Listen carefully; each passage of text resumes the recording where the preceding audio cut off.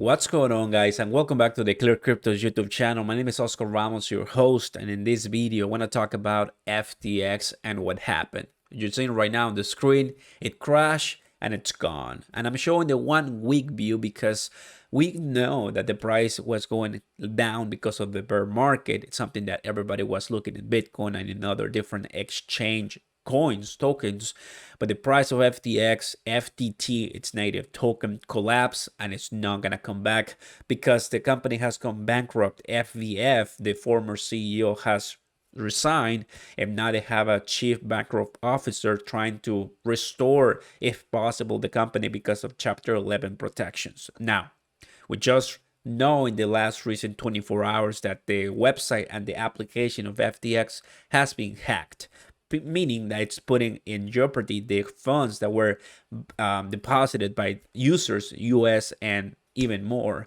Personally, I had some and I only see 000, which means that possibly there's a reason why, or there's an opportunity that I will never see those funds again.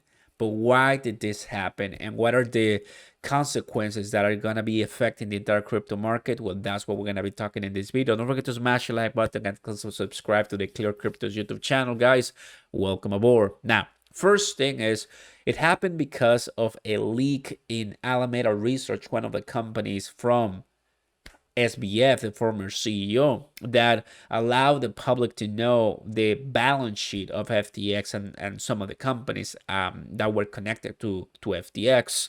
In such, they found that it had billions in liabilities and debt, which if you're an exchange, why would you have debt but putting your customer funds and lending them out? Obviously, the idea is to have your customer funds one-to-one, so whenever they want to withdraw, you have the money ready for them to give it to them and leave. But that wasn't the case, and one of the first indicators of the collapse of this company was because of CC, Binance CEO, pulling out all of the FTT positions, pulling out all of the money they had on FTX, more over 500 million in funds.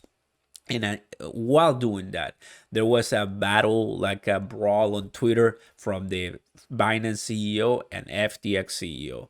And that caused some people to raise some eyebrows and look at the conversation. Obviously, by then it was too late for FBF to create some good and corrective discourse, because at that point everything went down the hill, and it just found out that that was true, that FTX was in debt, and people started by masses withdrawing all the funds, crashing even more the price of FTX, and at such point it became insolvent, so not able to pay the customers back, and withdrawals, and having some issues with halting and more.